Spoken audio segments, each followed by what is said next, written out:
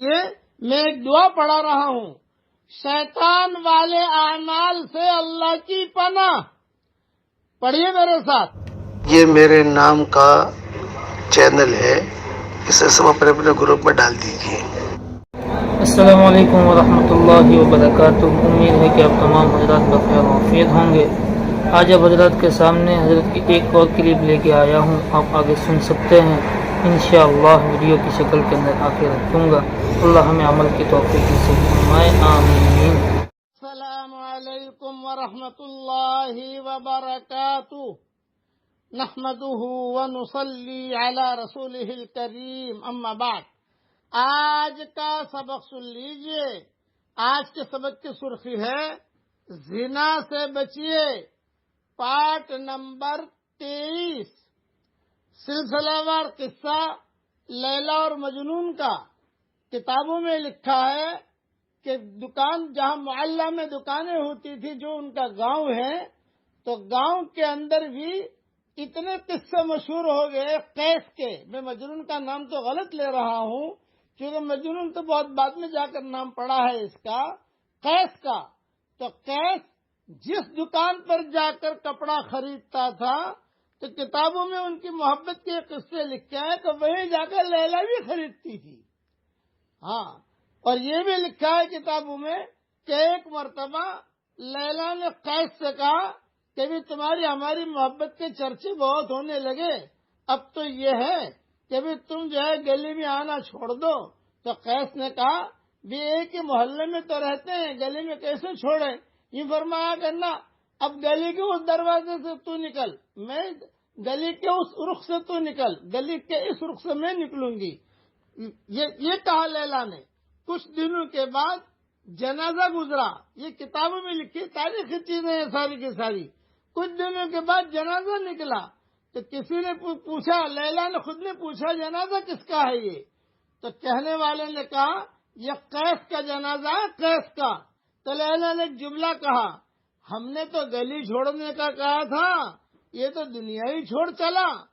یہ قصے اس کے مشہور ہیں جسے صحیح روایتوں سے تعبیر نہیں کر سکتے. میں صرف محبت کے قصے سنا رہا ہوں، لیکن یہ لوگ اس حال میں بھی زنا تک نہیں پہنچے ہیں. اللہ معاف فرمائے، ہمارے یہاں تو واٹس ایپ پر بھی آدمی زنا کر لیتا ہے، خیالوں میں بھی زنا کر لیتا ہے. اور کیا بتاؤں، اس لیے کہ میں تو ساری دنیا میں سبق جاتے ہیں، سب جگہ سے لوگ آ کر پوچھتے ہیں. اس لیے میں ایک دعا پڑھا رہا ہوں، شیطان والے اعمال سے اللہ کی پناہ. پڑھیے میرے ساتھ. اللہم انی اعوذ بک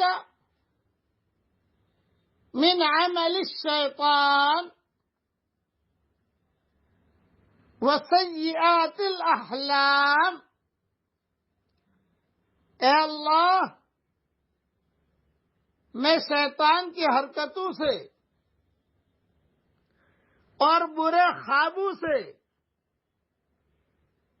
تیری پناہ چاہتا ہوں اور تیری پناہ چاہتی ہوں.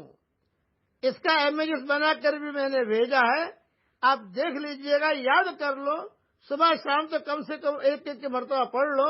یہ حدیث کی دعا ہے، ابن سنی میں لکھی ہوئی ہے، اور میری دعاؤں کتابوں میں بھی لکھی ہوئی ہے. اللہ کی پناہ میں آدمی اگر یہ دعا مانگتا رہے گا تو اللہ کی ذات سے امید ہے کہ ناجائز عشق سے بچے گا.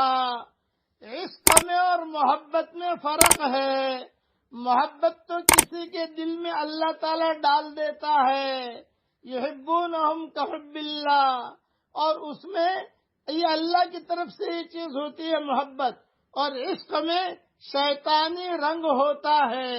اس لیے عشق عاشقی سے بچو، یہ دعا پڑھتے رہو تو ناجائز عشق سے اللہ تعالیٰ بچا لے گا.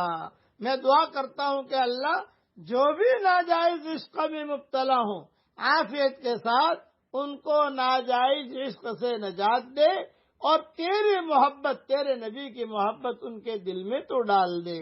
آمین. وآخر دعوانا ان الحمد للہ رب العالمین.